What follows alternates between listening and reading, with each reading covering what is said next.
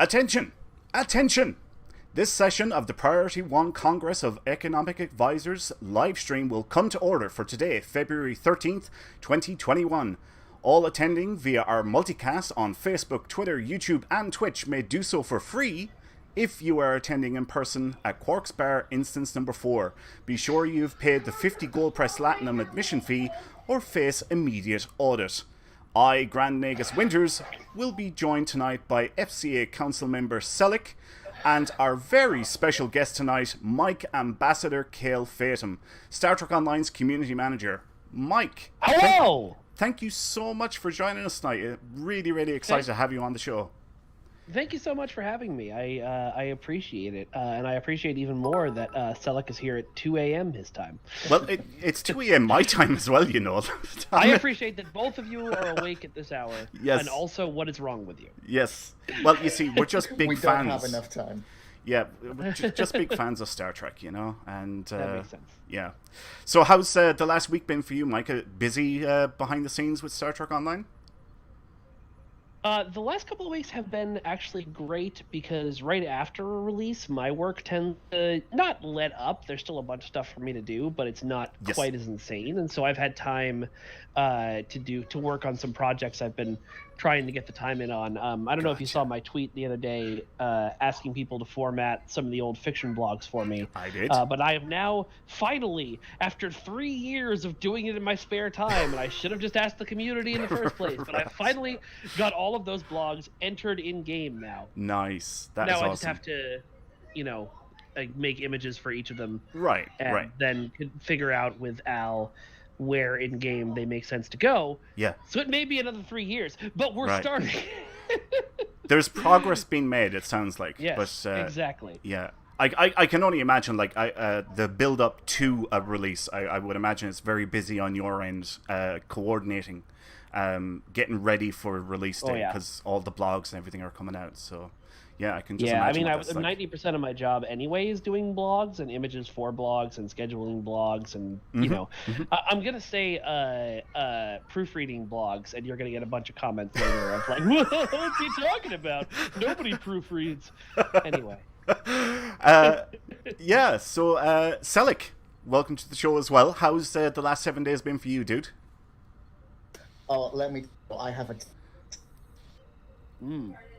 So, as most of you may know, I suffer from insomnia, and sleeping very well. Last night it got particularly bad, and I was having a lot of very depressing dreams, and I eventually got to the point where I was like, right, I'm just trying to summon my subconscious, give me a better dream. So I ended up dreaming about Stowe. Not in Stowe, I dreamt I was playing Stowe. I dreamt I spent an hour doing randoms, and that I just got a bunch of marks, which sounds kind of sad. It gets worse. Oh my God. I woke up and thought, you know what? I've had a terrible night, but at least I got a bunch of marks. I've had that before, where I'll dream that I'm on my phone and scrolling through Facebook, and my brain will make up whole fake Facebook or Reddit feeds for me to look at. Yeah. It's just like, how boring is my life? This is my dream. Wow. Yeah. So you're dreaming about playing Stowe. Yeah. One would think you get enough time in Stowe as it is, but you don't need to be dreaming about it. Anyway, before we move on, want to welcome a bunch of new followers that we got. So, Vice Admiral Erickson, Marvin Wu, Lieutenant Lin, who else have we got here? Midget Sko. Thank you all for following our channel on Twitch. Hopefully you're going to enjoy the show. Thank you, Raybosh Borg, who cheered 100 bits as well. Thank you so much. Ooh. Yeah. So, the auction for agenda item slots has closed. Mike, what is our business for tonight's session, please? Now, just double checking, this is a Ferengi stream we're doing tonight, right? It's Ferengi themed, yeah. So if you have a Ferengi... First on the agenda is a general review of recent economic trends and potential revenue streams from the world of Star Trek. Lead your way to Quark's. Remember, 50 strips of GPL for admission, negotiable only at Phaser Point. Following that, we will recognize the latest profitable activities of Priority 1 Armada members. I will remind all present, though, of the 190th rule of acquisition. Hear all, trust nothing. Except us, obviously.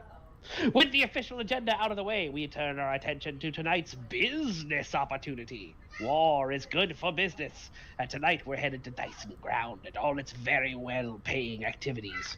Your advisor must be level 50 to participate.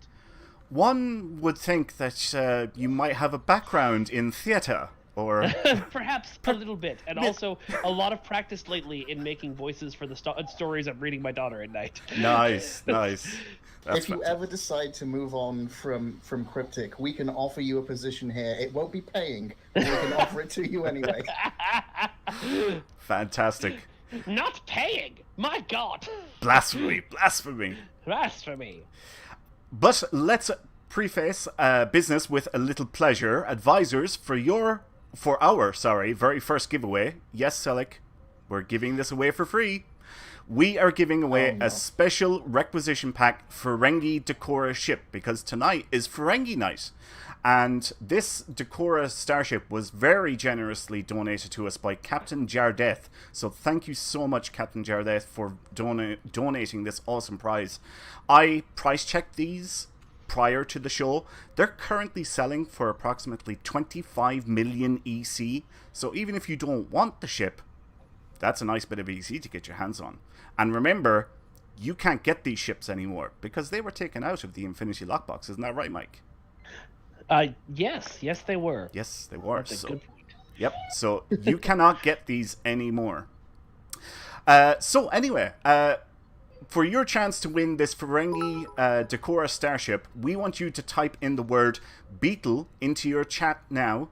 Doesn't matter if you're watching on Twitch, Twitter, Facebook, or YouTube. Type in the word Beetle, and that will enter you in with a chance of winning this Ferengi Decora starship, very generously donated by Captain Jardeth of the Priority 1 Armada. Best of luck, everyone. A smart Ferengi always keeps their ears open. Stay in the know by joining the Priority 1 in-game chat channel. Have your assistant type in the in-game chat box /channel_join space Priority 1, or one word, and then hit the Enter key. Each message costs 2 strips of latinum per letter, so make it count. The funny thing is, when you guys originally reading the intro, I thought you actually were charging people 50 GPL to show up tonight, and I was like, oh crap, okay. Friends, Ferengi, businessmen, lend us your lobes. Join the Priority 1 Armada by signing at priority1armada.com.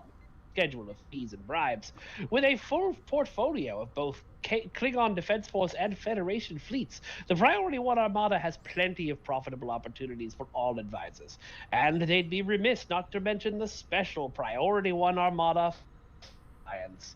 Learn more at priority1armada.com.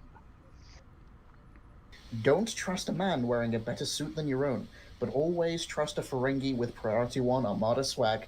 Mouse pads, hoodies, shot glasses, and more, all available for purchase with human money from our Cafe Press store. You're only worth the sum of your possessions, so follow the link to our website on our Twitch page and make yourself worthy. I seen somebody typed in Beetlejuice. No, it wasn't Beetlejuice Curry. It was Beetle. Beetle was the word. But welcome everyone that is tuned into the show. I see we have a lot of people here. We have Teacher Guy, Lieutenant Lynn, Nightweb, Illegal Army, Bread Truck, Captain BG, Alexander Caps, Raybosh Borg. We got James there, Claudia, Lesser Panda, Lance 2609, Tormox. Oh my god, there's so many of you. Chat is just, yeah, okay. Welcome everyone. Now, time, like Latinum, is a highly limited commodity, and this place charges by the minute. Selic, tell us about the upgrade weekend, please. Dun dun dun. Still striving to get the greatest performance out of your equipment? This weekend will be the perfect time to apply tech upgrades to your gear, as Stowe are doubling the amount of technology points earned from each one applied. From Thursday, February 11th to Monday, February 15th, Every tech upgrade used will apply twice as many technology points towards your next upgrade. This, in turn, reduces the amount of dilithium that must be spent to reach each upgrade threshold, allowing captains the chances to attain both mark and rarity increases on their favored loadouts. Apparently the audience could hear my daughter in the background having fun. Well, you know what? It's fine. Yep, nothing wrong with it. I did see on YouTube there, I think it was Claudia, chat was going by a little bit too fast, but I think it was Claudia that said on YouTube, is there a tag for Priority 1 Armada underwear? Really? We don't have Priority 1 underwear. Oh my god. Yes, should. We don't have Priority 1 underwear yet. Indeed. But as you all know, it's Ferengi night, and if there's enough demand, anything can happen. Yes, yes. Oh wow, Tormox has gifted Lesser Panda a sub, and Matt Black, thank you so much. And welcome to Captain CW, who just followed our channel on Twitch. Nikki has cheered us for 100 bits. Thank you, Nikki. That is absolutely fantastic. And I heard something else come in there. No, that was it. That was it, yeah. Wow. You guys are fantastic tonight. Okay, so Mike, we'll start off with you, and I'm actually curious, when these events come around, and in this case, an upgrade weekend, events, yes. Yeah. Do you actually take advantage of the upgrade events? Like, do you have characters in game that you work on, and like, oh, this is the time to do it? It depends on what's going on that weekend, because they always take place over the weekend, and usually Thursday and Friday are my busiest of the week, right? And then if I'm doing a lot of stuff with my family over the weekend, I probably don't sit down to play Stowe. Of course, yeah. But if I do, then yes, obviously I jump on upgrade weekends whenever I can.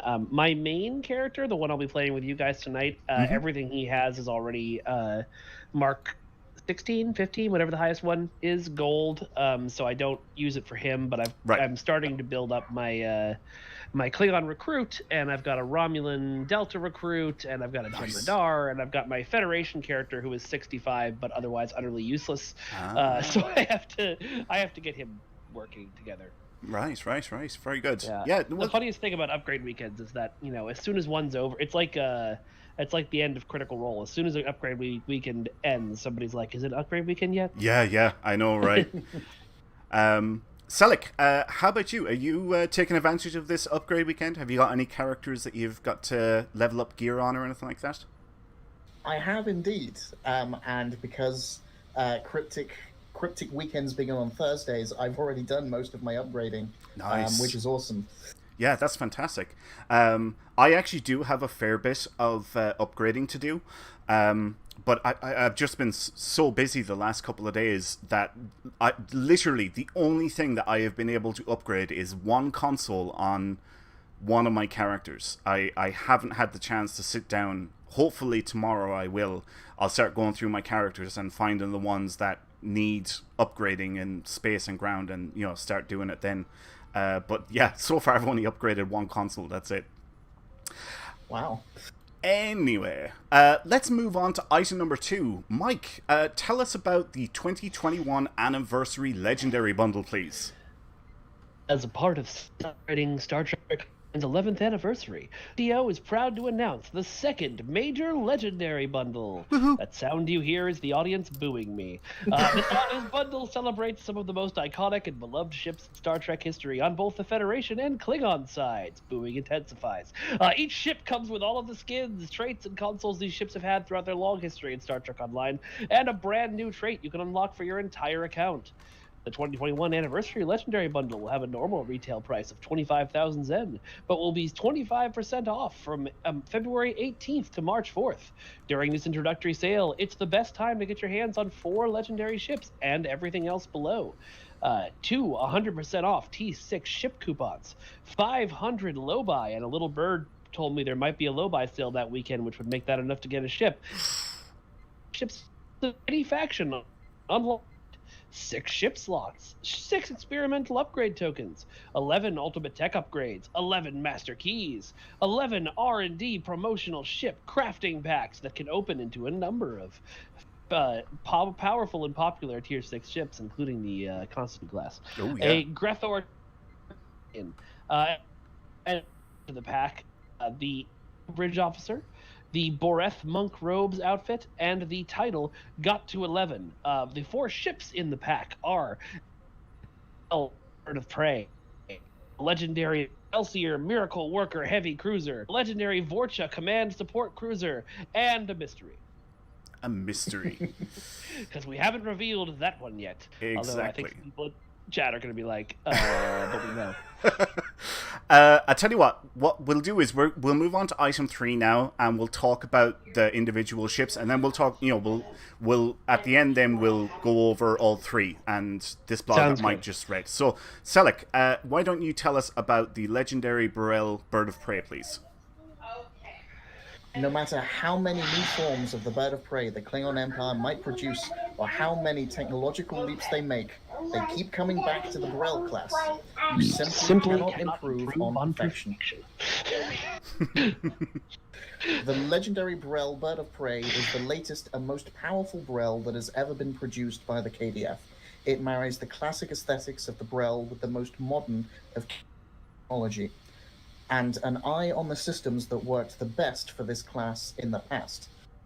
It comes with 4 forward weapons and 2 afts, with enhanced induction coils, shield stabilizer, subspace jumper, and the quantum warhead 4 consoles. I think they're all from previous Burrell Birds of Prey. Excellent. Barrage trait and the deadly appearances is the account unlocked starship traits. It's also a pilot ship, so you get the fun pilot maneuvers, and of course an enhanced battle cloak, so you can just keep firing those torpedoes no matter what. The bridge officer seating is a Commander Universal / Pilot, Lieutenant Commander Universal / Intelligence, a Lieutenant Commander Universal, and a Lieutenant Universal. Do you want to say hi? Are we going to get a hi? Maybe. Say hi. Hi. Okay, there we go. Oh. Okay, bye. She sounds so cute. That was awesome. So the ship comes with a new visual variant, and I'll leave it to Mike to pronounce that. Yes, I've been pronouncing it the Vontok. The Vontok. I like that. The Vontok Bird of Prey patrolled the Empire's borders in the latter half of the 22nd century, bristling with weapons and sporting powerful engines. The Vontok was a fearsome predator, and its crew would often enjoy impressive bounties from campaigns of piracy and looting in the unaligned systems that neighbored the Klingon Empire during its heyday. In addition to the brand new parts, the legendary Burrell Bird of Prey includes all of the following starship visual variants: the Burrell Bird of Prey, the Brloth, the Koloth, the Vontok, the Core, and the Fleet Burrell. Fantastic. All right. Okay, Mike, tell us about the legendary... sorry. Yeah, no, go ahead. Fire ahead. I was going to say the next ship is the legendary Excelsior Heavy Cruiser. Oh my. Trumpeted as the Great Experience, Excelsior was almost the first while that experiment ultimately proved to be a failure. Excelsior established itself as a capable platform for research and defense thanks to the legendary exploits of her second captain, Hikaru Sulu. Captain Sulu and the Excelsior would literally save the galaxy working with its old colleagues from another legendary starship. Let's see. This is a 4 forward, 4 aft weapon layout. It has the console's transwarp computer and tactical maneuvering matrix. It has the traits improved weaponized emitters, target that explosion, and its account unlocked trait is called That's a Big Ship. It's got the innovation ship mechanic and a cruiser communications array. Its bridge officer stations are Commander Engineering / Miracle Worker, Lieutenant Commander Engineering / Pilot, Lieutenant Universal, and Ensign Universal. It has a new visual variant, the USS Repulse. While the Excelsior will go down in history as an ambitious but failed experiment, it was actually the culmination of decades of advances in subspace physics and warp field research. The Excelsior but Starfleet had been experimenting with the technologies it would use for decades. The USS Repulse, built primarily as a testbed for these technologies, saw limited service as a top-secret test vehicle in the 2250s and 2260s. Research and iteration made on the Repulse's warp engines would inspire even more advanced systems on Excelsior. In addition to these brand new parts, the legendary Excelsior Miracle Worker Heavy Cruiser, say that 10 times fast, includes all of the following Starship visual variants: Standard, NX variant, Repulse, Resolute, and Lakota. Awesome. Okay, so we have one more. Selleck, tell us about the legendary Vorchak Command Battlecruiser, please. With pleasure. The Vorchak class battlecruiser was the backbone of the Klingon order of battle for many decades, entering into service in the mid-24th century and earning glory as a powerful ship of the line during the campaigns against the Cardassians, Federation, and Dominion in the early 2370s. Its thick armor and heavy weaponry have made it a fearsome combatant and kept it in service well into the first decade of the 25th century. The Vorchak comes with a 5 forward and 3 aft weapons, the temporal trajectory shifter and isometric charge consoles. It comes with the History Will Remember starship trait, and the account unlocked starship trait is Good Day to Die. It also comes with the Inspiration mechanic and a normal standard battle cloak. The ship comes with a Lieutenant Universal / Miracle Worker, a Lieutenant Commander Tactical, a Commander Engineering / Command, an Ensign Science, and a Lieutenant Commander Universal. The new visual variant is Kempek's Kronos 1. In his youth, Kempek was a powerful warrior and an even more cunning politician. He managed to wrangle the ambitions of the great houses of the Klingon Empire and unify the Empire under one banner for a longer rule than any other Chancellor of the High Council had before. After the successful launch, battlecruiser is drawn up for an even more powerful variant of the Vorchak to serve as his personal flagship. Ultimately, Kempek died before the ship could be built, but its plans were recently discovered in the Imperial archives. In addition to the brand new parts, the legendary Vorchak Command Support Battlecruiser includes all of the following starship visual variants. As a special bonus, the Vorchak also includes the Camarag visual variant, which can be mixed and matched with the other variants in that list. The Vorchak Beta, the Vorkang, Kempek's Kronos 1, the Mirror Vorchak, the Voral, and the Torkach and Camarag. I love the way you said Torkach. I know, right? It's like, he coughed at the same time while he was saying it.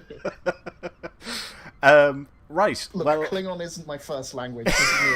Yes, exactly. You know they have a Klingon Duolingo course? I was taking it for a bit last year. Really? Oh, no. Yeah.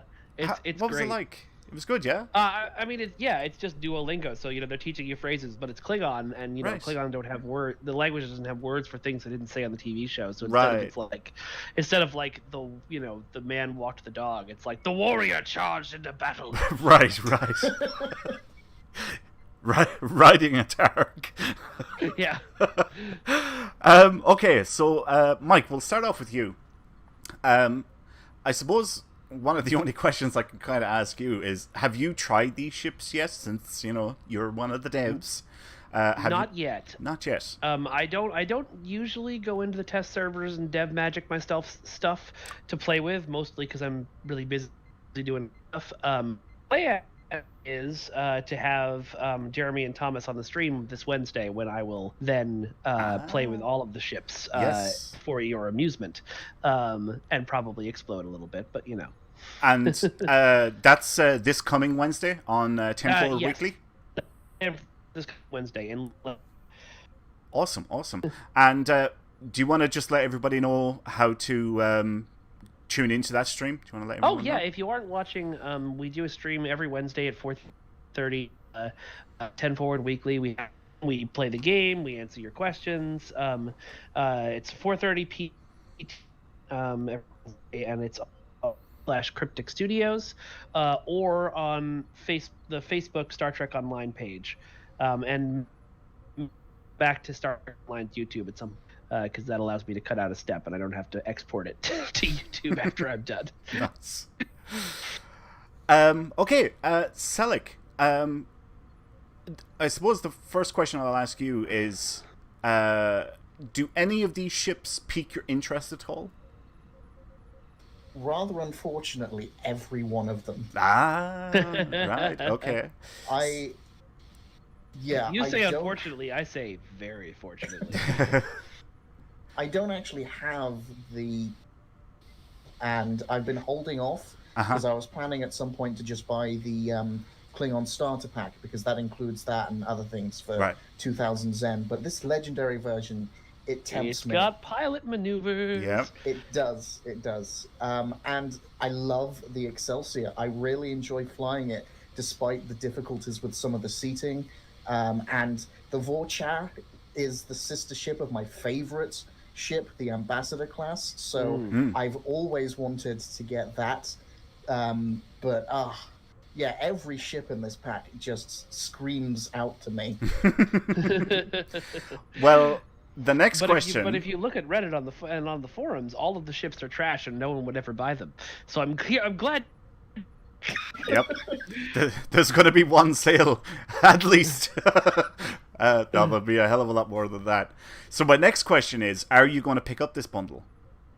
I am, because I'm hoping to instead pick up last year's anniversary bundle, because I don't have that. Gotcha. Right. And this is very close to tempting me the other way, but last year's has 10 ships. 10 ships, yep.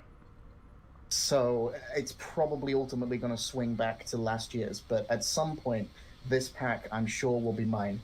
Gotcha. Yes. Yep. I would agree with most of what you said, Selic. So where I differ is actually the Federation ship. I don't care. I don't care about the Excelsior whatsoever. But burn him. The Burrell and the Vorcha, hell yeah, and the stats look fantastic. And I figured there was going to be something for the anniversary in terms of a legendary bundle. So I've actually been saving up for this for quite a while. So I will be making a purchase when this comes out. Mike, next Thursday, is that right? This comes out the 18th. That is the plan, on the 18th. Awesome. Yeah. Now, like we've said this before on the show, if there's one drawback to the bundle, it's the extra stuff. That's what I don't like about it, and a lot of players don't. I have heard that. Yep. But I'd be remiss if I didn't say it. You know, people were like, "Oh, why didn't you say it to Mike when you were on the air?" But yeah, I wish that there was, like, if it was 4-4, you know, 4 Fed, 4 KDF ships. I understand why it was, you know, Fed and KDF. I get that. Yeah. I completely understand. But I would really like to see more KDF, and I know a lot of other people would as well. But you know, there's business reasons, obviously. You know, there's business reasons. There's also just to address the 10 ships versus 4 ships thing. Getting a 10 ship bundle together was an insanely Herculean effort. It was not something that we can do every year. It was something that we wanted to do specifically for the 10th anniversary. Right. Yeah, and it was Thomas's passion project from the beginning. He wanted to do a bundle of all of the hero ships. And so that's why that was 10, and a lot of people put extra work and long hours into that. I think we took a look at the plan this year and said, you know, as you've mentioned, yes, we could do a 10 KDF legendary ship bundle, but it's unlikely based on our sales data that it would sell. No matter what we put out that's Klingon, it just doesn't sell as well as Federation stuff. And so, yeah, adding the Excelsior and the other mystery ship, I almost said what it was, it gives us a bigger chance of getting the stuff in people's hands, as does the extra stuff in the bundle. Yeah, I think what people really, you know, they've seen the difference between last year and this year. Not only the 10 ships, but, you know, Cryptic done a 10 ship bundle and then done a 10 ship bundle with the extra stuff. And this year it was just, here's the 4 ship with the extra stuff. With the extra stuff, and no option without it. Yep. The way that I had it explained to me, and this is not necessarily gospel, but this is kind of what I've gathered. The way the 10 ship bundle was priced, and I'm going to get reamed for saying this out loud, but it's true.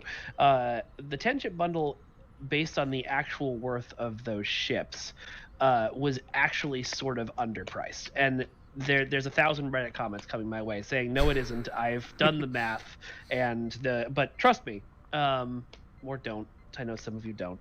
It's been a long week, mate. And so, this bundle kind of had to be priced the way it was anyway. And so instead of pricing it this way and then saying, here's, chips or 25% off for the first, almost a month that it's live, we said, well, let's put some stuff in it so that even if the players are paying, 25,000 Zen for this bundle, they still feel like they're getting a ton of stuff for their money. I know the perception is that a lot of what we do was adding stuff so we could bump up the price, but it's actually the price was where it was at, and we added stuff to justify the price. Right. James White Dragon has a question in chat, but why no what Legendary Enterprise J? Enterprise J wasn't one of the hero ships. It's an Enterprise, but it wasn't the main hero ship of a Star Trek TV show at any point, and or a Star Trek video game like ours. And the idea behind that bundle was that the 10 ship bundle last year was that it was all hero ships. Yep. Well, James is speaking through me currently, and to point out that the Excelsior is also not a hero ship. Well, why couldn't we had the Enterprise J in this new pack? Why couldn't we have a 4-pack of different Enterprise Js? One of them would just be a pizza cutter. We'll call it the turtle version. I think the Excelsior and the other ship were picked for. Well, they were in movies. They're big movie ships, right? And they've had a little bit more screen time and things to do than say the Oberth. The Enterprise J was one episode of Enterprise. That was it. Like, it was one episode of Enterprise. But and it wasn't even on screen. It was much bigger than that. Yes. Yep, you're right. Correct me if I'm wrong. It wasn't even on screen, right? It was just something you saw in the background. Right. It was on the wall. That was it. It was they were on one of the decks, and there was a picture of the ship on the wall behind them, and that's all the screen time that it got. Yep. But I do remember the years and years. Well, not the years and years, because I wasn't here that long before we put the J out. But there was a long time where I'd be getting asked about the Enterprise J, and people would respond to the question askers of, "No, they've said they can't do that. The ship is too big, and I already knew we were working on it." And I was just like, right, yeah. I would imagine you get to do that a lot. You see people talking about stuff, you're like, can't talk about it. Yeah, exactly. There's a question that's coming up in chat that's giving me a similar reaction. I won't specify which question. It has to do with what ship people are feeling is missing from the Legendary bundle. The most commonly cited is missing from this bundle. I think I know what one you're talking about, but I won't say. Okay. Yeah, it's that freighter from Star Trek 3. It is. No, it's the Oberth. We're finally giving you a tier 1 Oberth because that's the most powerful an Oberth can ever be. We're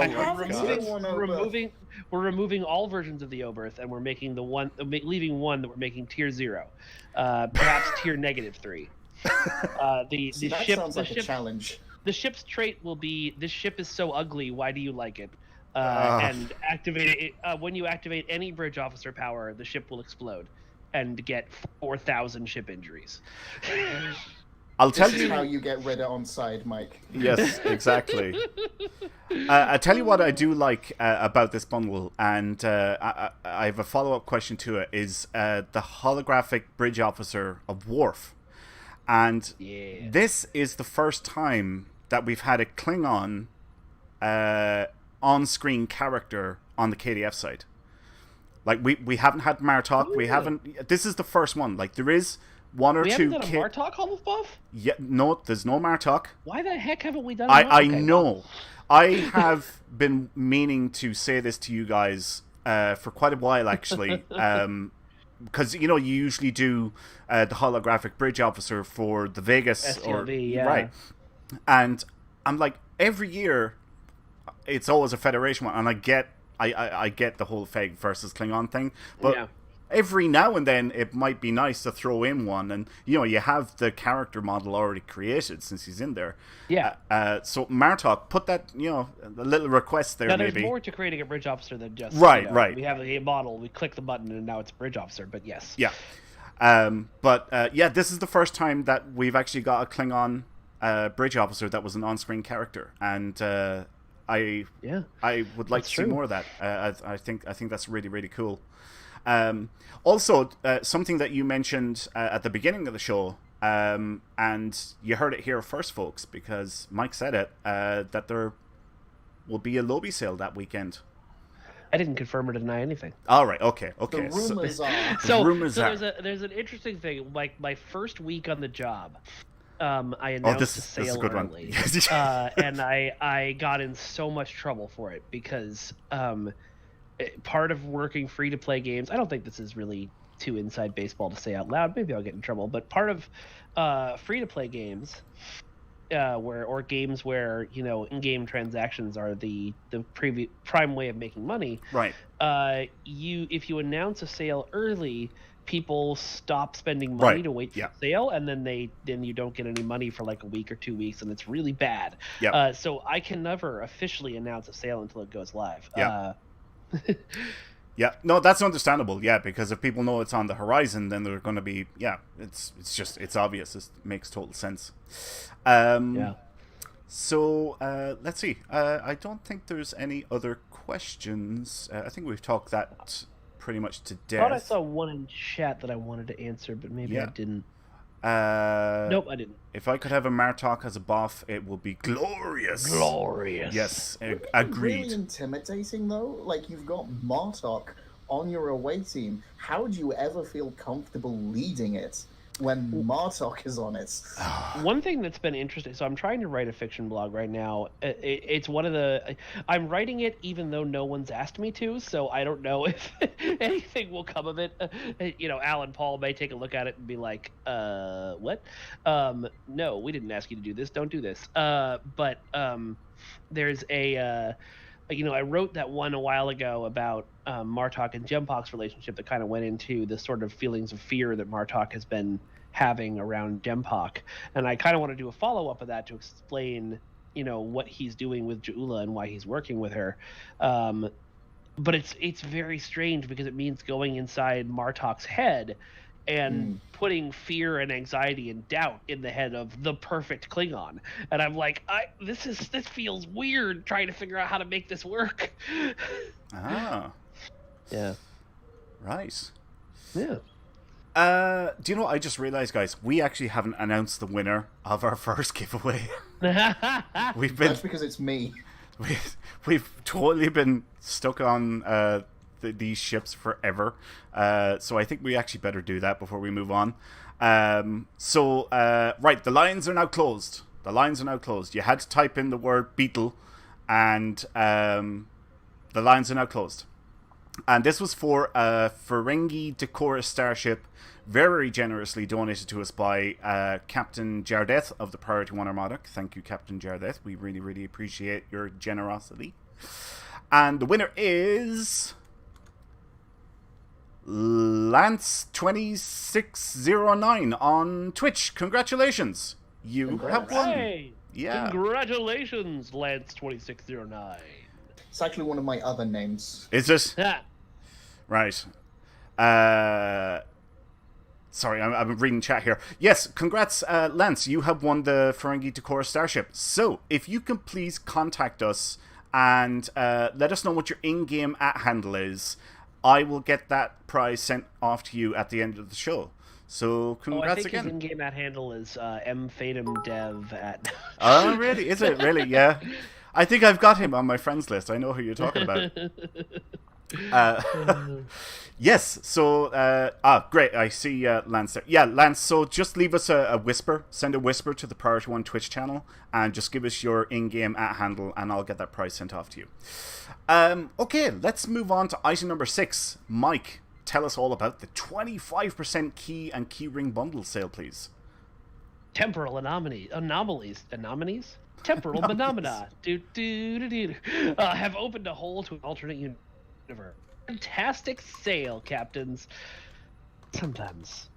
Man, the stuff I write sometimes. Anyway, but this flash sale will only be available for a limited time. February 12th to the 14th on PC. Hurry and grab yourself some items at one of our largest discounts ever before the portal shuts and all is lost. Today's flash sale is save 25% on keys. Keyring bundle. Get your hands on this special bundle of 20 ultimate tech upgrade. Don't wait. The flash sale anomaly will be gone before you know it. Anomaly. Anomaly. I stumble over it as well, so I shouldn't be laughing, but it was just funny. I live in a sea anomaly. I just wanna say how excellent, Mike, you handled the seamless from those numbers into dates. Because as a British person, I look at this and I look at the blogs, and it just gives me a headache as I try to remember which way Americans put the numbers. Right. Oh, that's right. The second day of the 14th month. It would not surprise me. So, Selic, have you taken advantage of this 25% key sale, this flash sale? I have not. Have been holding on to my Zen. I wonder, what have you been holding on to your Zen for? For that Martok buff. Right, there you go. Oh, yeah. Oh, if there was a Martok buff in the... Oh, that would have... Well, one would think it would sell, but that would be really awesome to get a Martok buff in the Z store. Mike, it seems kind of silly asking you this. I mean, like, there'd be absolutely no point in you buying keys because, like, you're a dev, so you've just got everything anyway. So on live, they don't give us everything. Like, it's not, a magic. You work for the game, you get every item in the game for free. I have gotten some stuff, and I've really enjoyed the stuff I've gotten. It's been wonderful. But yeah, I don't. You're right that I don't take part in key sales. Yep. Mostly because I don't have the time to log on when these sales are going on usually, and throws my Zen at it. Gotcha. Well, yeah, I haven't picked up any keys myself because I've been saving my money for the Legendary bundle. And if you are interested in picking up some keys and doing the lockbox lottery, or even selling the keys on the exchange, now is a great time to do it. 25% sale is a fantastic sale, guys. And remember, if you pick up that 20 key bundle, you'll get an ultimate tech upgrade as well. So if you've been thinking about it, nice. Oh yeah, if you've been thinking about it, now is the time to do it. Because what did you say there, Selic? It's gone tomorrow, I think. Yeah. Yes, or today for us. Today for us, right? Yeah. So it's gone within the next 12 hours. Like it's finished. Right. Let's actually kick off our next giveaway before we move on any further, because I've kind of let the ball drop in terms of giveaways there, forgetting that first one. So this is once again for a special requisition pack Ferengi Decora Starship. This one was very generously donated to us by Captain Federa of the Priority 1 Armada. Thank you, Captain Federa, for this very generous donation. And what we would like you to do is type in the word snail into the chat now. It doesn't matter if you're watching on Twitch, Twitter, Facebook, or YouTube. Type in the word snail, and that will enter you with the chance of winning a special requisition pack Ferengi Decora ship, which are currently selling for approximately 25 million EC on the exchange. And remember, you can't get these anymore, guys, so yeah, not a bad little prize. And don't forget to send your bribes over to the little Ferengi Nem in the corner. He will give you a better chance of winning. Yep, exactly. Okay, let's move on to item number 7. Selic, tell us about Xbox and PS4 news, please. The galaxy goes to red alert. The entire galaxy is going to red alert. Stowe are launching a 2-week version of the Galactic Red Alert with an additional reward, an experimental ship upgrade token. From February 16th to March 2nd, all Red Alert events will be returning at once on Xbox One and PlayStation 4, as the final frontier is caught in a massive invasion on all sides. During this event, you'll be able to play the following content: the Borg Red Alert, the Elachi Red Alert, the Tholian Red Alert, the Zenkethi Red Alert, and the Nakul Red Alert. Please note that as the only Red Alert with a fail condition, the Zenkethi Red Alert will not grant daily bonus progress if you fail the TFO. The fail condition will likely be removed in future runs of this event. In addition to the usual rewards, these task force operations will also grant daily bonus. You receive one daily progress each day for completing one Red Alert. Doesn't matter which one. On any character on your receive 10 daily progress, you'll be rewarded with a package containing the following once per account: an ultimate tech upgrade, a specialization point, and an experimental ship upgrade token. You can also purchase this grand prize on this page if you prefer. This will be becoming cheaper the more you play. If you earn or purchase the event's grand prize, you can still complete Red Alerts to earn bonus progress. Completing a Red Alert TFO each day will grant a bonus amount of dilithium ore, beginning at 8,000 and increasing by 1,000 for each completion. Red Alert Task Force operations are available to captains of level 50 or higher. Head out to defend the galaxy, captains. Go to Red Alert. Okay, well, that's fantastic. That's all the Xbox and PS4 news, so it's always great to see those guys getting caught up with those of us that are on PC. This is the Red Alert event that we had at the beginning of the year, Mike, right? Yeah, it's exactly the same as when we had at the beginning of the year. Yeah, this is just them catching up with PC. So yeah, always great to see them getting some love there, and the Red Alert events are fantastic. Definitely a big fan of those. Can I ask a question, actually, briefly? Sure, fire ahead. When it was on PC, there was a slight issue with the bonus dilithium not being properly applied to characters. Should be fixed. Should be fixed. Okay, Should excellent. be fixed. Awesome. The nice thing about when something like that happens on PC is that it usually, not 100% of the time, but usually means that it will have the the bug will be fixed by the time it gets to console. Right, because you've had time. The flag has been raised, and it's like, oh, there's an issue with this, so we need to fix it. Yeah. Gotcha. Want to welcome 13 Beowulf, who just followed our channel within the last few minutes, and thank you, Nikki, for cheering 100 bits as well. Thank you so much. Right, we're going to move on to Armada news now. Not Armada news, patch notes. Patch notes, the most exciting part of my week. Yep. So under General, they updated the memorial plaque to include Christopher Plummer. Of course, we were all very sad to hear that Christopher Plummer passed away earlier in the week. A truly amazing actor and very influential character that he played in the Undiscovered Country, wasn't it? I think. Yes. Yeah. A quick note, if you want to see more of that character, he actually reprised the role for the Star Trek Klingon Academy game, which serves as a prequel to the Undiscovered Country. That's right, I did remember reading about that. I never knew that. Wow, that's awesome. Yeah, well. Okay, moving on. All Endeavour perks have had their max rank increase from 15 to 20, allowing additional perk points to be spent in all of the existing perks. This in turn raises the maximum Endeavour rank from 450 to 600. They resolved an issue where some Endeavour reward packs and the Admiralty reward packs wouldn't open. Resolved an issue that could prevent captains from being granted free duty officers for level up. You will now be granted duty officers from your faction's duty officer contact while you are on a social map such as Sector Space, Earth Space Dock, or Kronos. Resolved an issue where... And that, just to explain that was what the issue was. You would be getting the contact to say, here's your duty officers, but you couldn't pick them up if you were in the middle of a mission or on a map. And then the game would be like, oh, well, you've got them. Bye, even though you hadn't gotten anything. So all right, okay. That's why you can only do it on social maps now. All right. Okay, cool.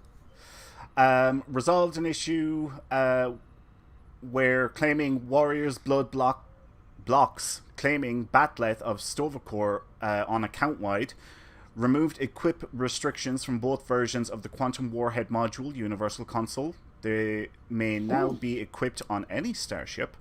Resolved an many torp boats, so little time. Oh yeah. Resolved an issue that was preventing various stats from being affected by traits and equipment on the new Command Strike Ring Warbird. Did you like how I done that one there, Selleck? Beautiful. Dialkina, I believe. Dialkina. Okay, we'll go with that. And you, right, Winter? I was. People who pointed out, yeah, that. Okay, cool, thank you. We appreciate your service. Yes. Added proper images for the Jat Vash cold case assignments. Resolved an issue where captains capped on endeavors couldn't gain more Endeavor XP. Resolved an issue that was preventing ship requisition tokens from being redeemable. Klingon recruitment progress tracker updates. Resolved an issue where an incomplete task was displaying that could be claimed.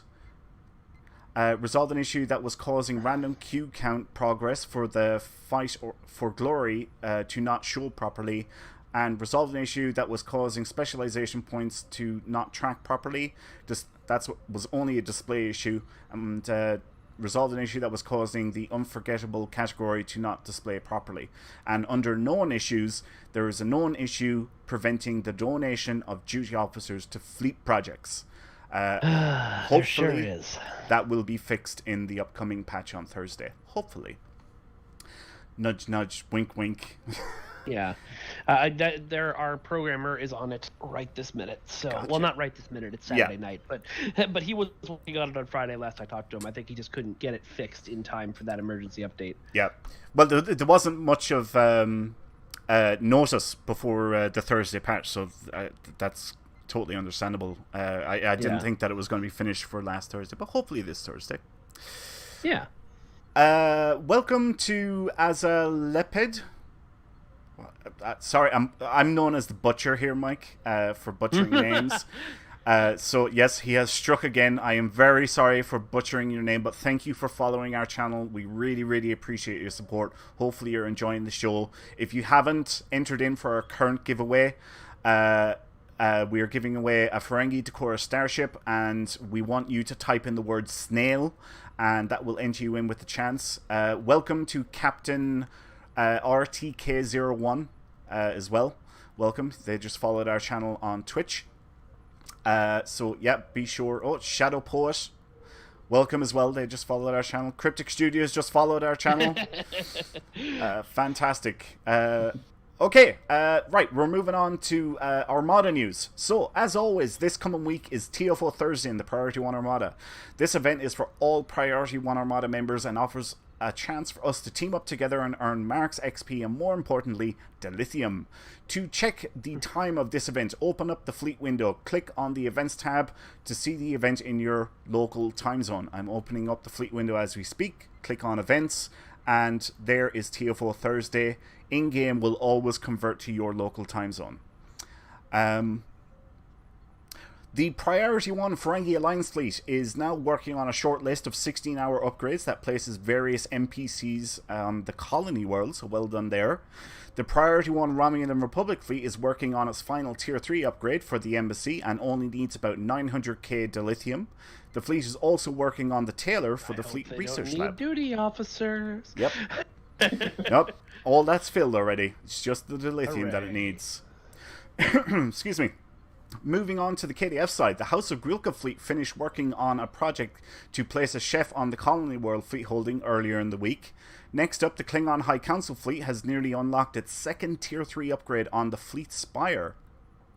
All that we need to complete is 2 sets of projects on the holding to unlock the upgrade, so well done there. There's been absolutely fantastic progress been made on the Klingon High Council with so many new Klingon characters being created, so keep up the good work there, guys. Finally, the Telchiar fleet is working on a variety of transwarp and interfleet shuttle transportation projects. At the time of this broadcast, all that remains to be filled is duty officers. Oh, no. Yep. So now is a great time to earn fleet credits in the Telchiar fleet, since you can't put in duty officers. If you are interested in joining any of our specialty fleets, like the Klingon High Council, the Priority 1 Ferengi Alliance, the Priority 1 Romulan Republic, or the Romulan Telchiar fleet, you can submit an application on the Priority 1 Armada website once you have reached the fleet rank of captain in any of our primary fleets. These specialty fleets offer 25% reduced requirements for all promotions, as well as instant access to all fleet stores. And in particular for the Ferengi Alliance, we actually do give you a Ferengi business license. I mean, who doesn't want a Ferengi business license? That's actually a thing that we give. Like a physical thing you send them? No, it's on the website. It's an award that they get. They actually get a Ferengi business license when they sign up. That's amazing. Yeah, it's a thing that we actually do. Okay, finally in Armada news, I'm going to quickly read out a mail that I sent out a couple of days ago to highlight some really amazing members and to congratulate them. So the mail begins. Greetings to all members of the Armada. Today we want to highlight a few members who have shown incredible loyalty, dedication and generosity to the Priority 1 Armada. These members have been unanimously nominated by the senior staff for the Outstanding Service Medal in recognition for their generous dilithium contributions to their respective fleets, as well as donations made via the Priority 1 Armada website and or Patreon page. We all felt that their generous contributions warranted special recognition within the Armada, since their efforts have helped to level up many of the fleets to their current levels, most notably in the Colony World fleet holding, as those require enormous amounts of dilithium. And thanks to those who made real-world monetary donations, we are able to pay for things like the Armada website, subscription-based software for our weekly show, domain names, etc., etc. So, it is my great honour to present the Outstanding Service Medal to Captain Young at Starkicker of the Priority 1 Beta Fleet, Captain Flack at Major Flack of the Priority 1 Gamma Fleet, Captain Ceylon at Tormax of the Priority 1 Epsilon Fleet, Captain Zeus at Redshirt for Hire of the Priority 1 Alpha Fleet, Captain Talia at Mandalorian of the Priority 1 Beta Fleet, and Vice Admiral Zianto of the Priority 1 Gamma Fleet. This is an extraordinary accomplishment, and each of you have become a part of a very distinguished group within our community, and we are so grateful for your generosity and dedication to the Armada. Your new awards can be viewed on your website profile and will also appear in any forum posts that you create. If your name has not been included in this announcement, fear not. We have a rather large list of members who are due this award, and we are working on them in order. So if you have not been included this time, you will be included at some point in the future. For more information and a complete list of available awards, please visit the awards section of the Armada website. And congratulations again to all those members. That is a really, really incredible accomplishment. Well done, guys. Oh, well done, everyone. Finally, we do have one more member that we want to give a special shout out to, and this is for a recent donation that they made to the Priority 1 Armada website, and that is Captain Raybosh Borg of the Priority 1 Armada. Thank you, Captain Raybosh Borg, so much for your incredible generosity and dedication to the Priority 1 Armada. Without you and so many others, we wouldn't be able to pay for website hosting fees, production software for this show, domain name fees, IFTT services, restreaming software for this show. It literally pays for everything. So thank you so much, Captain Raybosh Borg. We really appreciate your support. You're really killing it, Ray. If you would like to support the Priority 1 Armada, you can make a donation on our website and receive a thank you package based on the amount you donate. Visit priority1armada.com to find out more.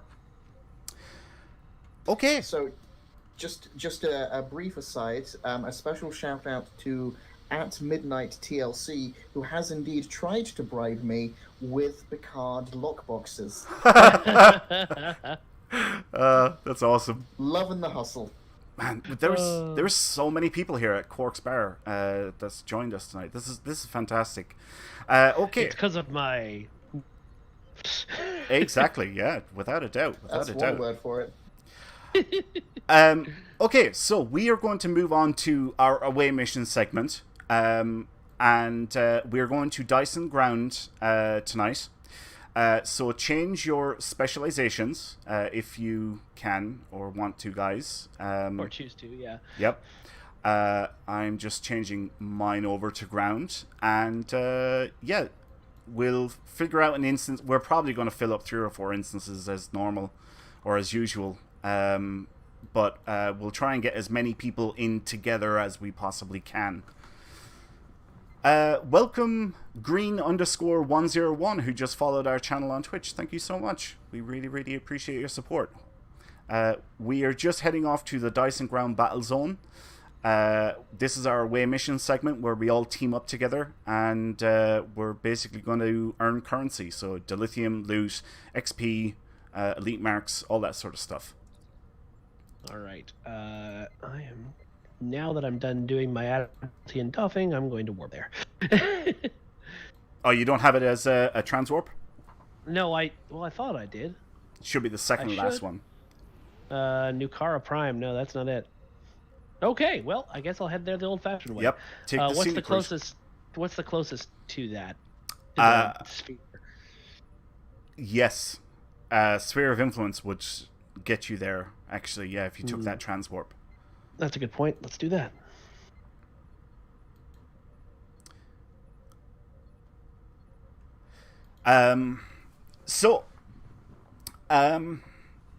Yeah. I do have something that I want to bring up to you, Mike. It's something that I've actually talked or mentioned to Nick on the show before. Nick Dogood. You're gonna laugh at me. What? Wait, Iconian Wars, that were Sphere of Influences. I'm trying to find the story arc of that mentions it. It's like my Solome. The game, but it is in Solome. Why didn't I see it? Yep, Solome. Sphere of Influence will get you at New Romulus, I think. There we go. Replay. So yeah, this is something that I've mentioned to Nick, and I have yet to get the opportunity to talk to Al about it. But maybe you can pass it on to Andre and get it in game. But actually, I suppose I want to ask you. I take it you've watched Lower Decks, yeah? Yes. You have. Okay. I have indeed watched. Do you remember? I think was it the second last episode of the season, and yes. One of the characters, he started doing the fan dance, and the Romulan was like, "What are you doing? You're distracting me. Stop doing the fan dance." Do you remember that? I do remember. You do remember it. All right, so we were talking about it, and we said we have to get you guys to make that like a 1000% taunt ability in game. You have to do it as an homage to Lower Decks because that was so funny. We already have the emote, so that may be easier than right. You know. So what we were thinking was it just gets linked to that. When you unlock the emote, you get an ability, a clicky, that gives you a 1000% taunt, or something like that. Whatever you guys think, you're the game designers, but that would be an amazing nod to Lower Decks because that was fun. What I really want from Lower Decks is a badgy just episode, just like or even just like a patrol, a badgy duty officer. Holodeck and badgy just with you. Yes, there has to be a mission where you get a badgy duty officer. There has to be. Yeah. But yeah, so this is something that we've been talking about. It would just be... I know the community would laugh their heads off if you guys said, right, okay, the fan dance now gives you a 1000% taunt. That's a funny idea. What instance are you guys in? 4. Instance number, 4. And it's filling up fast. Wow, there's 17 in here already. Here, Mike. It's not letting me pick to transfer, so I'll just let it run out, I guess. Here, let me... I'll send you a team invite, and hopefully it'll let you in. Invite to team. Oh, allegiance doesn't match. I can't do it. Oh, I'm sorry, Mike. Oh, no worries. Well, I should still be able to get over there. There's only 17 in there. 16. Yep. We're about to open All up another instance, I say. Yeah. Yeah, there's like 4 instances now full. Okay. What have we done? Oh, people are saying 4 is full. All right. Yeah, this happens like every week, and it doesn't matter where we go. So guys, if you can't get into 4, just roll with whatever instance you are in. You're going to be there with people who are tuned into the show anyway. And yeah, just, have fun and blow stuff up or kill things. Yeah. If you're in 2, you are hanging out with me, so. Right. I have to go to the park. Is where I have to go, so yeah. Right, so that's the fan dance thing. Oh yeah, I completely forgot. Want to send out a special birthday message to Anthony. Anthony, who Anthony Cox, who also hosts this show. It is his birthday today, so happy birthday, Anthony. Hopefully you are having. Birthday, Anthony. Yeah, hopefully you're having a great day. Hopefully you're not too drunk but not too drunk. So yeah, don't want to. All right, are you ready to laugh at me? Go ahead, yeah, fire. Always. So I joined the company long after this season. I have played a lot of Star Trek Online, but I have not spent much time in battle zones. Because again, I've never really played this battle zone. Oh wow! I assume I'm supposed to be going to the red areas and killing things there. So it's pretty simple. Right. You want to talk to Commander Arnold in the center in the command area where you beam in. Talk to Commander Arnold. You pick up a mission from him. Then you go out into the one of the 3 different zones, and you're right. You basically capture the zones, and by the time you've captured enough zones, it'll trigger the boss stage. Okay. When you complete that mission you picked up from Commander Arnold, you can go back to him and he'll have another mission. And you do this 4 times. Once you have them all unlocked, all 4 missions unlocked, the next time you come here, let's say in a month from now, you can pick up all 4 missions together at the same time. Oh, okay. And they're really good for building up dilithium and Dyson marks. Those missions are really, really great for that. And they go on a 20-hour cooldown once you complete them. But yeah, you basically just go out into the red areas, like you said. Some of them are, King of the Hill type areas. Others, then you have to move a node from one end to the other end, What other ones are there? I think I've done some of the nodes before. I think I've run here and done some nodes, but yeah. Yeah. But this is the best place to earn dilithium in-game. It is absolutely fantastic and a lot of fun. So it's very popular. Popular. So I'd also be remiss, Mike, if I didn't ask you about what would the chances of... I already know this because I heard Al talk about it, but reruns of previous recruitment events. How likely is it that they're going to happen? There will be very good news on that front soon. Very good, very good. Delightful. I actually raised my hand and asked a question during a Leeds meeting the other day. To be like, hey guys, what the... And then I got a much better answer than I was expecting. Right. So yes, more to come. Awesome, that's fantastic, because this is something that we get a lot of. By soon, I mean later this year, not tomorrow. Yeah. This is something that we get a lot of, people putting in questions, and there's a lot of players now who haven't been around for recruitment events, and some of them that were around the last time Delta was rerun, but Temporal has never been. Gotten Temporal. Right. You're probably sick to death every time this comes up. Yeah, you're. Like, no, they want Temporal. They want Temporal. Yeah. Let me just manage expectations here. When you see what the next thing we're running is, it will not be Temporal. don't panic. Yeah. That doesn't mean it's not coming. Yeah. And I'll talk more about that when we actually get into announcements. But Right. yeah. Right. Yeah. I would imagine that temporal is somewhat tricky since the game has changed quite a bit, so certain missions aren't there anymore. Yep, and usually the Jesse or whoever's making it finds a good way around that. Yep. But yes, that does add a problem. The other problem with temporal is, of course, while the TOS stuff is not as old as, say, I captured a point and didn't get credit. I must have captured the wrong point. But while there's sorry, what was I saying? While that stuff is not as old as, say, like the old Klingon tutorial was, it's still older content that we don't necessarily want to be like, hey, everybody, look at this. This is our best stuff. And you can only do a temporal recruit right now as a TOS character. Yeah.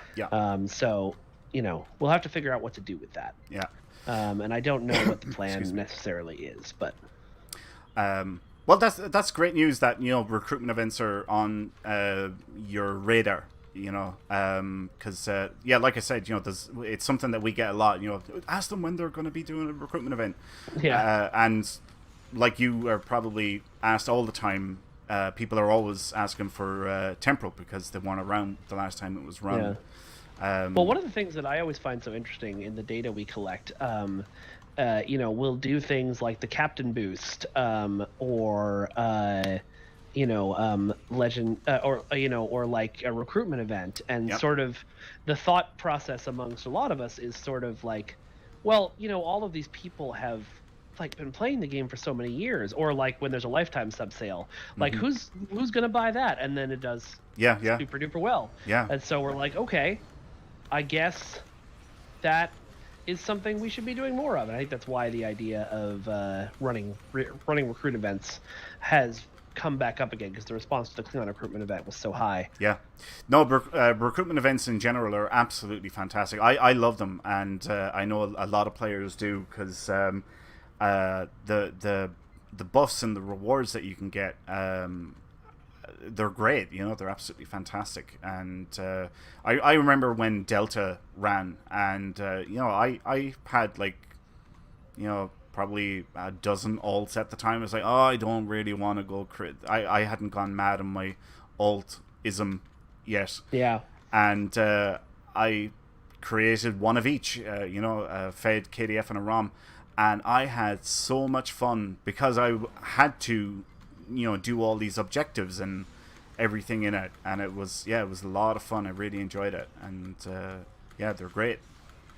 Yeah, I love them too. I haven't finished one yet, but I love them. I've got a Jem'Hadar recruit, I've got a recruit, and I've got a Klingon recruit, and they're all kind of... I'm the kind of guy who picks one character in an MMO and just stays with that character. A Wallop warrior. Yeah, I do love to play... Well, I do get altitis every now and then, but it always just ends up with me getting super overwhelmed and not playing any of my characters. So I've learned these lessons from about myself. But yeah, when I came back to the game, I think it was right while you were rerunning the Delta Recruit a few years ago, but I didn't understand what that meant. And I was like, just create a Federation character. And I was like, what's this new TOS thing? I haven't tried that out yet. And apparently TOS characters don't count for the Delta Recruit. Nope, so because Delta Recruit was made before there were TOS characters. Exactly. Makes sense. But yeah, unfortunately at the time I just didn't... everything was again. So, Mike, why don't you tell us, what's... Because I don't want to. No, sorry, please continue. What's your job at Cryptic? Like, what is it that, what's your responsibilities and stuff like that within Cryptic? My responsibility, my main chief responsibility is to be the bridge between you guys and the developers. It goes both ways. My job is to read your feedback and pass it on, and to, read what the... community. Read what the you developers are saying and translate it into something that you guys will understand. Right. A lot of that, I would say, the biggest chunk of my job is doing blogs. I spend a lot of time doing that every week because I make all the marketing art for the blogs. Right. And and then a lot of other little things. I joke that I wear a billion hats. It'll change depending on the week. Before winter, we had for the winter event, we had an opportunity to create a video to put on StarTrek.com promoting the winter event. And they really only wanted to run it if we had a video. And so Weston was too busy to make a video. PWE's video team was too busy to make a video. So I learned how to use the cutscene editor and made a video. So that we can take advantage of that. The Klingon book thing, that was, my idea that I wrote, and the idea was, to send it out to influencers so they would post about it and get more people excited about the update. And then, also put it up on our website for everybody else to enjoy. Right. Okay. Yeah. Well, now I know what to do.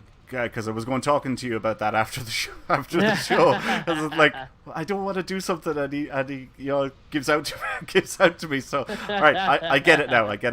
No. Post about it. Yes, please. Yes. We want your postings. Yes. All right. I actually need them because I'm trying to put together a report for Perfect World, so that they say, "Oh, this was successful. We should do it again." Yeah. No, it's fantastic. So Mike sent me this little book with like all this Klingon. It's backstory, really, isn't it?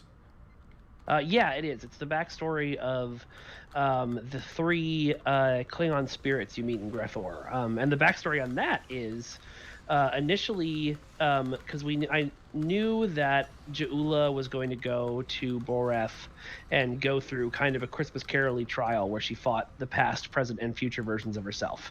And so my initial thought was, we'll tease that by telling a story of another Klingon that's done that. And then when I started writing it, Al was like, maybe we can put this Klingon in the Grethor mission. And somebody, it's either Al or Paul, said, well, why don't we make it him, the spirit of cowardice? Yeah. And so I said, okay, great, awesome. I'll roll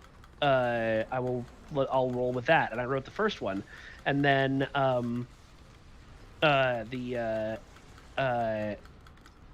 we sent it over to Perfect World, and with the idea of making the books, and they were like, okay, well, the printers need this many pages for this to make sense. Right. And so I was like, okay, I guess I'll write backstory for the other 2 too. Right.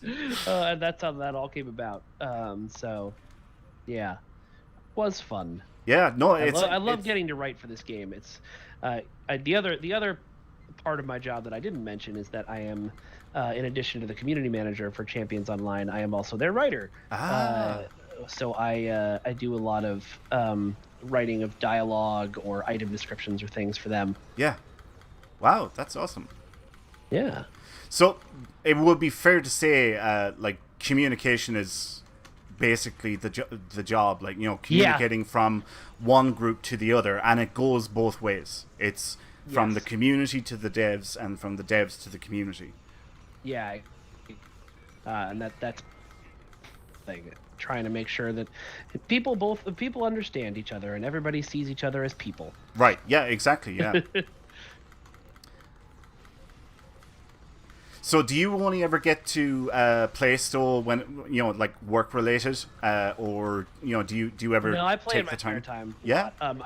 Recently I've been getting back into Doffing and Admiralty and Reputation stuff more hardcore, because I found I have this version of ADHD that I discovered working from home.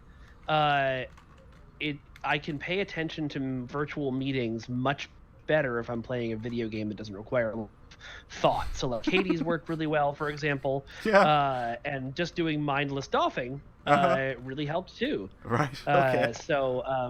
I do that a lot during my day now. Oh wow. Well, that was something actually I was going to talk to you about. Was if you could tell us a little bit more about how COVID has affected you guys, as a studio, the challenges that you faced, working remotely from home, and how did you get over that? Because it's a living game, and you've still been able to put out content. Yeah. It was interesting. Like the shutdown, it didn't take us by surprise. We knew it was coming, but we did know that it was, it did sort of the stay-at-home order in San Mateo County, where our office is located, was happened one day. So we literally got an email from our CEO saying, "Okay, everybody go home." Yeah. And so adjusting happened quickly. Thankfully, our IT team are geniuses, and they very quickly figured out ways for us all, because we can't really take our computers home. Like, we can't just grab our work computers and take them home, because they've got all the proprietary game stuff on them. Right. And if God forbid something should happen, that's terrible. Yeah. What happened to CD Projekt Red recently, although that was a hack, not data getting stolen. Yeah. And so,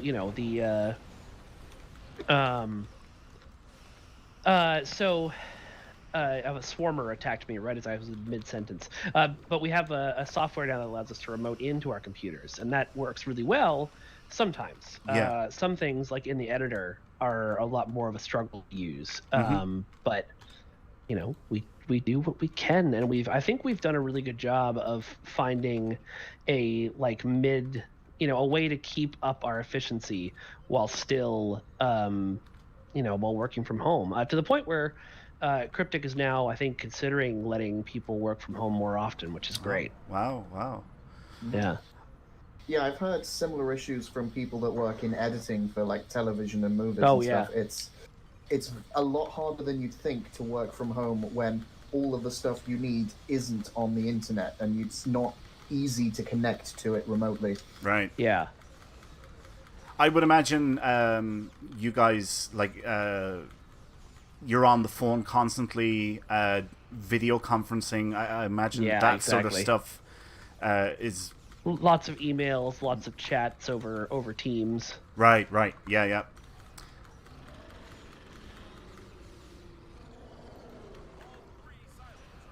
Was there... Sorry, did I lose you, or did I cut off before you finished your question? No, you're still here. No, I was trying to... that was the question. Okay, sorry. I was just saying, I would imagine that's the sort of stuff that you guys would have to be doing as a result of COVID now, because we've had interviews with Al. Very familiar with whatever's behind everyone's computer. Right. Yeah. Or I guess behind them in front of their computer, in their living rooms or whatever. Yep. But you seem to have found your stride, I suppose, probably the best way to put it. I'd say so. Things that have gotten moved around. There was an episode that was supposed to come in our September update that ended up getting pushed to January, and as such, a January update episode ended up getting pushed to what will now be our Klingon Civil War finale in May or June. Yeah. Yeah. Are you able? You mightn't be able to answer this. Should we expect the summer event to be delayed this year, like it was last year? I don't think so, because I'm pretty sure we're going to be on top of, I'm pretty sure our schedule isn't surprised by COVID this year. So I think we'll be in a place where we can move things around. Gotcha. We won't need to move things around, I should say. Yeah. Right. I haven't announced the winner of the second giveaway yet, have I? We haven't. No. We haven't rolled the dice. Right. Let's do that now. While we have a minute or two. So the lines are now closed. We are giving away a Ferengi Decor starship, very generously donated to us by Captain Fedora of the Priority 1 Armada. Thank you, Captain Fedora. We really appreciate your support. These ships can not be got anymore. They cannot be obtained through any lockbox. So there is a finite amount. Because you can get the better one. Yes, exactly. So there is only a limited amount of these available on the exchange at the moment, and they're currently selling for approximately 25 million EC, so not a bad little prize. Yeah. The winner of Ferengi Decora ship is at Midget Sko. I nearly said Stow. Midget Sko. Congratulations. Congratulations. If you can please contact us and let us know your in-game @handle, I will get that prize sent off to you at the end of the show. And yeah, well done. Congrats again. Good work. We're all very proud of you. You typed in chat good. Yep, exactly. Right. Since we do have a minute or two, we're going to kick off our next giveaway. We'll do one more run of Dyson, and then we'll probably wrap up the show. So, once again, our next giveaway is for a Ferengi Decora Starship. Again, remember, it's Ferengi night tonight, guys, so that's why we're giving away Decoras. This one was... Profit! Yep, profit all the way. This one was generated. This one was donated by Captain Jardeth once again. So thank you, Captain Jardeth. I guess technically it was generated by them too. Right, exactly. So yeah, what we would like you to do is type in the word grub into the chat now. It doesn't matter if you're watching on Twitch, Twitter, Facebook, or YouTube. Type in the word grub, and that will enter you with a chance of winning a Ferengi Decora Starship. Best of luck, everyone. We're all counting on you. Luck. Just like I'm counting on this train to finish moving to the end. Oh, I know the one you're on. Yeah. Yeah. This actually, playing here reminds me I need to ask Jared a question. I can't tell you what the question is, but remember that I have to ask Jared. That's that's just mean. That's what that is. I know. This is one of those moments where you say that and you're secretly behind the mic, rubbing your hands together, going, "Aren't you?" I'm behind myself. I see what you did there. I get it. Yeah. Dad humor. Yeah. So it is getting close to, or actually maybe past my daughter's bedtime, so I may have to sign off here soon. No problem. No problem. I will at least finish this to you while I'm finishing up this train, because I've started it now. Right. It's a matter. Well, thank you so much, Mike, for agreeing to come on the show. It's been absolutely fantastic. Yeah, of course. This has been a pleasure being on the show. Thank you for inviting me. Yeah. Let me know if you ever want a guest again in the future. Or I guess I'm a guest host this time. Yes. Is it all? I probably shouldn't be saying this on there, but it's all right to go through you for Nick, Thomas. Yes. Yeah. In fact, please do go through me. Right. If you go, or just let me know if you're going through them. Right. Yeah. The other way. Gotcha. Maybe around the 200th. We're closing in on our 200th episode. That would be awesome. If you're game. Yeah. But I'll contact you closer to the time, and we'll see how things, if you have the time or not. But would love to have you back on again. And like I said, thank you so much for agreeing to come on the show. It's been absolutely fantastic. No. All right. Well, that was the train is in the hole. With every metaphor that provides. So, thank you guys so much. Oh, hey, I see Duncan. Hey, Duncan. How you doing? I also saw Zeph join us in chat. He did, actually, yeah. Do you want to, before you go, give out, details, how people can follow you, get in contact, or anything like that? If you want to find me talking about mostly STO stuff, then the Twitter account to follow is @AmbassadorKel. There's another secret Twitter account, of course, that I think everyone knows about now, but that I don't talk about STO on there, so don't follow me. You can find Star Trek at Trek Online Games, Star Trek Online, Trek Online Game on Twitter, and if you just search Star Trek Online, you'll find us on Facebook. I'm trying to think if there's anything else. There's no Instagram, is there? It's just... Sorry, what? There is no Instagram, is there? There is no Instagram. Yeah. There was someone who, for a while, was pretending to be us and was actually doing a quite good job of it, so I just let them have it. Really? They were just posting all of our news, so I was great, keep doing that. Less work for me. But then they started stealing artwork from artists without crediting it, and the moment I said, I'll have to do something about that on Twitter, they deleted their account. Right. And won't respond to my questions. So, It is what it is. Yep. But yeah, and of course, go to StarTrekOnline.com, or if you're on console, search for Star Trek Online on your store. Although, if you're listening to this particular pod and you don't already play Star Trek, I don't know how you exist. It would be a niche demographic. It would be a weird person who watched this much of the stream, like an hour and a half, without actually having played this game. Yes, exactly. But I hope you're out there. Every time we go to a convention, there's always one or two Star Trek fans who are like, "What's Star Trek Online? I've never heard of it." Yeah. Like, in 11 years? Really? What are we doing wrong? Yeah,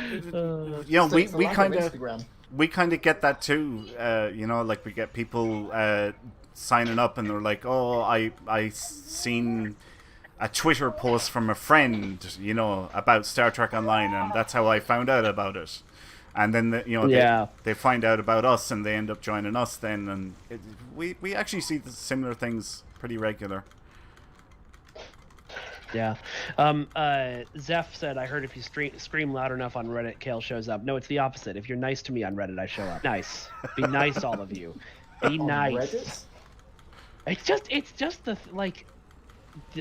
this week was a rough week, which is why this rant is going to come out of me now. But it's just like, I know that everybody's having a real rough time right now. Yeah. I know that Star Trek Online is everybody's escape from said real rough time, and so I understand. But it's also a video game, my friends, and you don't need to post words like slap in the face or, make mean memes out of our lead designer's face. Did that actually happen? Oh, yeah. That was on the front page of Reddit for a couple of days until it disappeared. It either got downvoted or it finally got taken down when I reported it. It's been sort of disappointing how many direct attacks on developers have been allowed on that subreddit here. And my feelings about that. Talk to the mods about it. You just, remember that the people behind the screen are people, and they're doing the best they can, and there are no conspiracy theories. Nobody is sitting in an office greedily rubbing their hands together going, ha, this is how we'll screw over the Star Trek fans today. We're all just making decisions based on the data we have. Yeah. And we love you guys. We really do. So, please. Anyway, thank you guys so much for having me. This was a lot of fun. Thank you, Mike. Thank you. It's very important right now. My daughter is in a marble tower. Oh, yeah, of course. Yeah. It goes down correct. So. But it's been an absolute pleasure. And have me back anytime, please. Awesome. That is fun. Fantastic. Thank you again, Mike, so much. It's been absolutely fantastic having you on the show, and can't wait to have you back on again in the future. But have a great weekend. Have a great weekend. All right. I'll talk to you later. All right. Take it easy, Mike. Adios. Toodles. So that was fantastic. I couldn't believe that he told us about. It was interesting to hear about the how they dealt with COVID and stuff like that. Like at least I found that interesting. Other people probably didn't find it interesting. I don't know. It's about what I expected from people I've heard in similar fields, but yeah. Yeah. How cute was his daughter? How cute was she? I seen everybody in chat, like on YouTube and Twitch and that. They're like, "Oh my god! Oh, oh, she sounded so cute." Hi. Oh, I didn't mean to nuke that thing. I nuked the wrong thing. So, what instance are you in, Selic? The same one as you. Oh, same one I've as been me. in your team the whole time. All right. Okay. So what we'll do is we'll finish up this current run of this map, and once we get done with Barney, we will wrap up the show. Sounds like a plan. And I had questions there to ask Mike, like what his favorite Star Trek show is, who his favorite first officer was, and all this sort of stuff. We never got the chance to ask him. There's not enough time. Things we can save until next time. Yep. Yep. But it was great to hear that recruitment events are on their radar. That they're going to be coming back again, and potentially more new ones in the future. And what else did we find out? Communicated the fan dance thing. I'm telling you, we are going to make that happen, folks. We are going to make that a thing. It is totally going to happen. Fan dance. 1000% taunt. What are you doing? You're doing the fan dance. You're distracting me. Stop it. I did a rewatch of Lower Decks. I think it was last month. It's only 10 episodes, and when I got to that episode, I couldn't help but laugh my head off. It was so funny. What are you doing? You're distracting me. Stop doing it. Yeah, that was epic.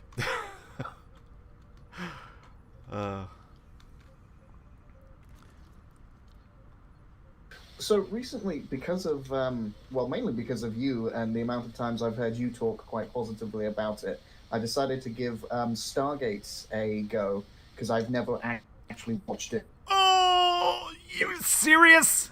You've never watched I have vague memories of the title sequence as a kid and the weirdly shaped weapons, and that was my entire knowledge of Stargate. Oh my god. Okay, so, right, wow. What season are you on? So I think I'm on season 8 or season 9 of SG-1 and season 2 of Atlantis. Oh my god, when did you start watching them? Like a month ago. Oh my god, you're already up to season 8? It's been a slow month. Alright, okay. Alright, you've seen enough so now to have formed an opinion. What do you think? Oh my god, are you serious? Show. It's an interesting show. I've enjoyed my time with it. I have found it a little I don't know what the word is. I don't feel like it took enough risks as a show. I felt like it was a bit too episodic for my tastes. It was fun, and it was great episodes. Love the humor. Yes. The episode with Wormhole Extreme was brilliant. The 200th or the 100th, one of the two, I can't remember Something which. Like that, yeah. That was their. Wait, was it the rebirth of Wormhole Extreme or the original Wormhole Extreme? It's a rebirth.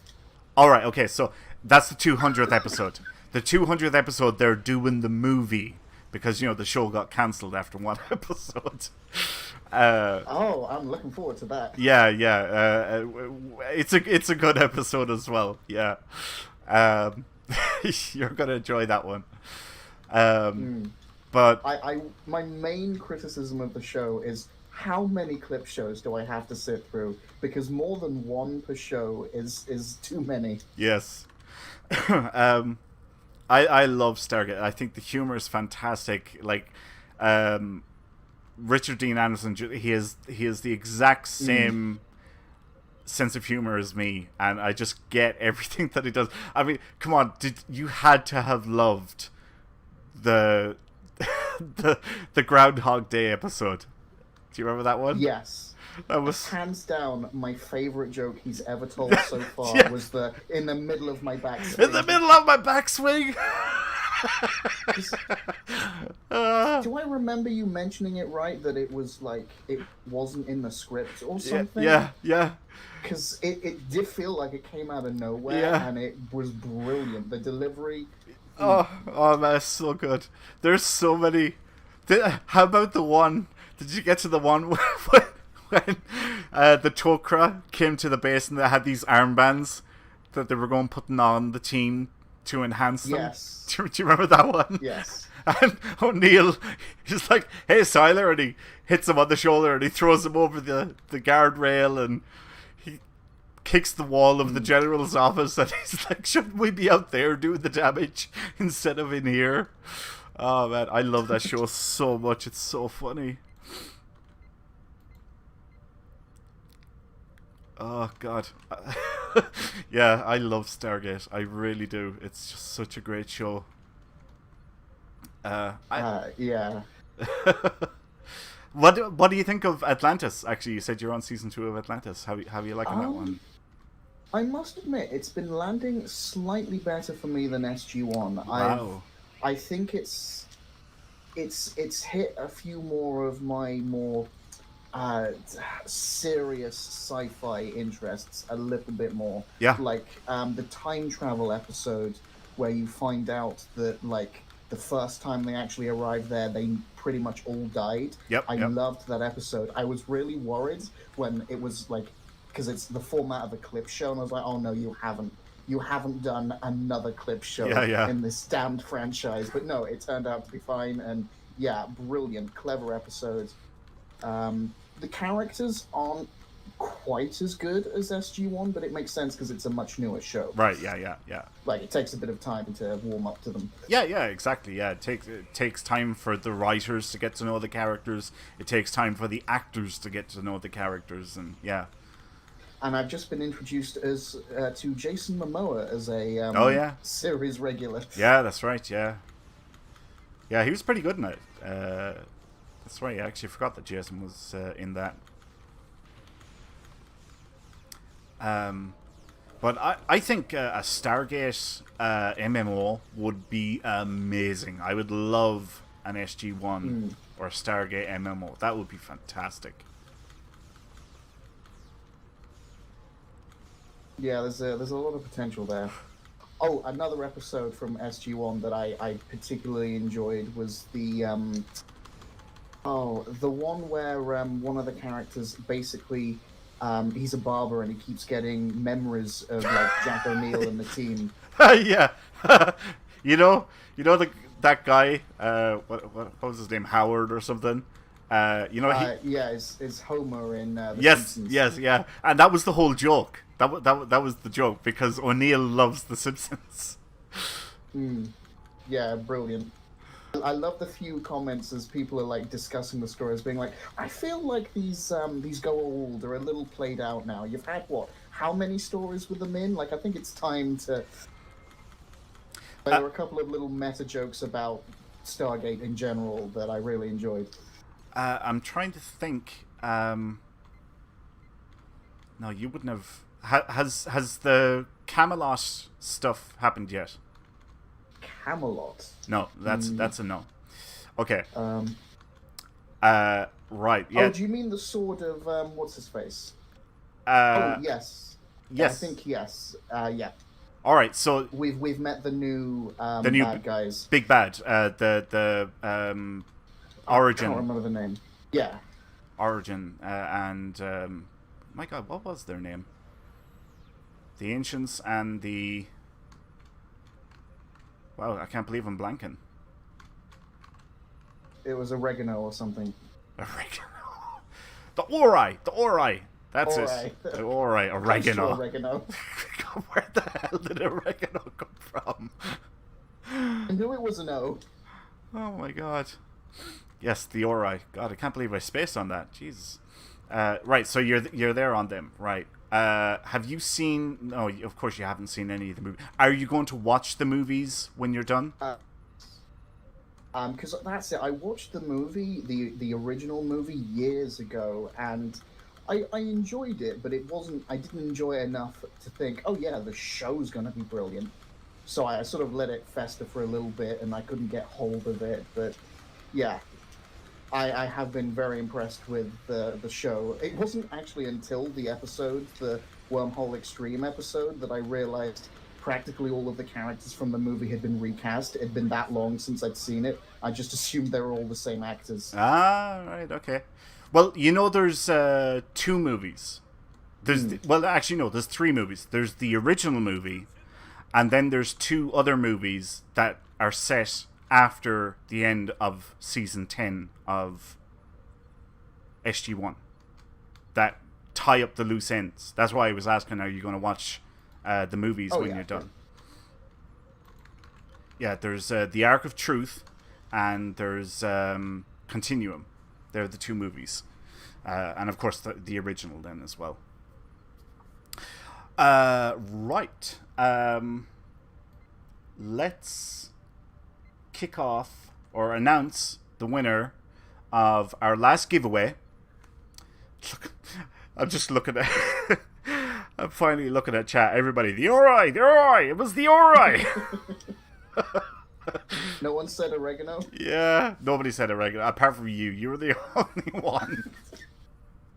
Teacher guy, Ori, origami, oregano. I was going to say origami, but I thought that's silly. Oh, man. Okay, right. So, the lines are closed. This is for Ferengi Decora Starship. This was very generously donated to us by Captain Jardeth of the Priority 1 Armada. Thank you, Captain Jardeth. You cannot get these from lockboxes anymore, so there's a limited amount available. And we have one of them here tonight. They're currently selling for approximately 25 million energy credits on the exchange. That's how much they're going for, so not a bad little prize. Yeah, so the winner of a Ferengi Decora Starship is Stuart Jackson 68. Congratulations. You have won a Ferengi Decora Starship. So if you can please contact us and let us know what your in-game @handle is, we will get that prize sent off to you at the end of the show. So yeah, well done and congrats again. Alrighty. Well, we're just gathering here, it looks like, in the command center. But I think it's time to wrap up the show. What do you think, Selleck? I think that's a good call. Yeah, okay, well, that wraps up episode 166 of the Priority 1 Armada live stream. But before we go, here's a glimpse at next week's show. Kat will be in the captain's chair hosting next week's show with James and Panda. As with every show, we will be talking about the latest news from Star Trek Online and the Priority 1 Armada. Plus, we'll be teaming up with you in another adventure zone to earn more marks and dilithium. If you're not a member of the Priority 1 Armada and want to chat with us in-game, then come join us on our Priority 1 chat channel by typing in the chat box /channel_join space Priority 1, all one word, and then hit the Enter key. If you do want to become a member of the Priority 1 Armada community, simply head over to PriorityOneArmada.com to sign up. We have multiple Federation and KDF fleets for you to start your career as part of the Priority 1 Armada. This episode of the Priority 1 Armada Live is brought to you by our community patrons through patreon.com. Find out about the thank you packages we offer for each tier and add your support at patreon.com/Priority 1 Armada. It's your support that keeps us going. And speaking of Patreon, a special thanks to our Patreon supporters like Wiley Coyote, Prince1983, Teacher Guy, Amergen, Demorg, Tizan, Asar, Four, Seal, Claudia, Riker Carlson, Cable, and new patron, and I'm very sorry for butchering this, Karabak, I think is how you do it. But welcome, Karabak, to our Patreon family. We really do appreciate your support so much. Don't miss a thing from the world of Star Trek. Catch all the latest news regarding the Star Trek multiverse on Priority 1, a Roddenberry Star Trek podcast. Get new episodes every Friday by pointing your favorite podcast app to feeds.priority1podcast.com. If you want to be notified of our next live stream, then follow our various channels on Twitch, Twitter, Facebook, and YouTube. You never know when we'll have another giveaway. Before we go, I would like to say a thank you to our artist, Jason Smith. Thanks to our social media manager, Anthony Cox, with assistance from Sean Babbitt.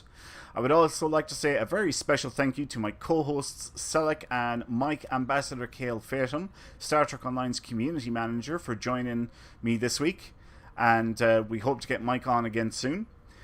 Finally, of course, a big thanks to you guys, the viewers, because without you, none of this would be possible. So until next week, take care, live long and prosper. Say goodbye, Selleck. Toodly pips.